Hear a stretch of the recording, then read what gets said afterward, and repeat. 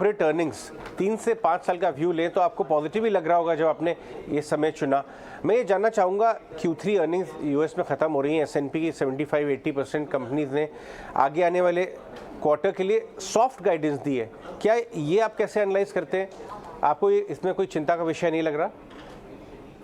नहीं जी, नहीं लग रहा। सब अगर मैं ब्रॉडर पिक्चर देखूं, जाहिर है जैसे कोविड से बाहर आ रहे हैं, कुछ हद तक अभी भी वो कोविड के डायनामिक्स का ईयर ऑन ईयर एडजस्टमेंट अभी भी दिख रहा है। जैसे कोविड के दौरान 2 साल जब लोग घर में बंद रहे तो उन्होंने ज्यादा नेटफ्लिक्स के पिक्चर देखे, राइट, ज्यादा ऑनलाइन का काम किया।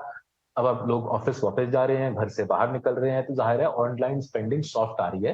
But that's not because economy soft हो गई है, बस इतना ही है कि ऑनलाइन से वो स्पेंडिंग ऑफलाइन शिफ्ट हो रही है। वो यूएस में भी हो रहा है, इंडिया में भी हो रहा है, पूरी दुनिया में हो रहा है। इसका मतलब ये नहीं कि इकोनॉमी कमजोर है, इकोनॉमी कमजोर नहीं है। यूएस की इकोनॉमी अगर देखें 3-3.5% का अनएम्प्लॉयमेंट है। इंडिया में देखें हर महीने करीबन 1 मिलियन फॉर्मल सेक्टर में जॉब्स क्रिएट हो रहे हैं। पूरे साल में करीबन 7 से 10 million formal sector jobs create हो रहे हैं। ये विशाल स्केल पे जॉब्स क्रिएशन है। सो इकोनॉमी की हालत मजबूत है। कोविड के ईयर ऑन ईयर एडजस्टमेंट से कुछ ऑप्टिकल इफेक्ट्स आ रहे हैं जिससे लोग बहुत ज्यादा मेरे ख्याल से परेशान हो रहे हैं। अगर हम आगे देखें, 2 बहुत बड़े एडजस्टमेंट्स आगे हमारे लिए हैं जो मेरे ख्याल से यूएस के लिए और इंडिया के लिए बहुत पावरफुली पॉजिटिव रहेगा। पहला है चाइना के साथ जो यूएस का जो टक्कर है वो हर वीक पे वीक और सीरियस बनता जा रहा है। री इंडस्ट्रियलाइजेशन का पूरा सिलसिला शुरू हो गया है।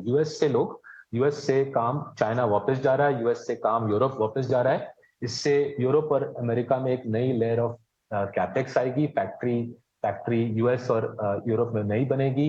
हमारे इंडियन आईटी सर्विसेज कंपनीज को दबा के काम मिल रहा है। हमारे इंडियन पोर्टफोलियोज में जो इंजीनियरिंग R&D कंपनीज हैं, जैसे कि टाटा एलेक्सी, जैसे कि LTTS, इनको दबा के काम मिल रहा है। तो ये री इंडस्ट्रियलाइजेशन का सिलसिला यूएस इकोनॉमी के लिए पॉजिटिव रहेगा।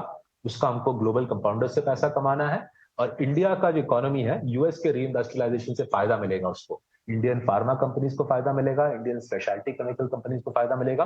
तो हमारे इंडियन पोर्टफोलियो से हम इंडियन लेग का फायदा उठाएंगे, ग्लोबल कंपाउंडर से वेस्ट के री इंडस्ट्रियलाइजेशन का फायदा उठाएंगे। और चाइना की जो अहमियत है वो धीरे धीरे अगले 10 साल में टूटेगी। उससे इंडिया और यूएस का जो फायदा है, जो प्रॉफिट है, वो हम दोनों तरीके से खींचेंगे, लोकल पोर्टफोलियो से और ग्लोबल पोर्टफोलियो से। राइट। सौरभ, मुझे आप थोड़ा इंडिकेशन दें कि जो आपकी जो इंडियन पोर्टफोलियो है उसमें क्या अर्निंग एस्टिमेट्स में कोई फेरबदल हुए? क्योंकि एक फेयर ये है इस क्वार्टर के खत्म होने के बाद कि अर्निंग यूनिवर्स अभी भी शायद थोड़ा अग्रेसिवली एस्टिमेट्स को लेके चल रहा है अपने आगे आने, भले ही वो 1-2 क्वार्टर 1 साल के लिए हो। क्या आपने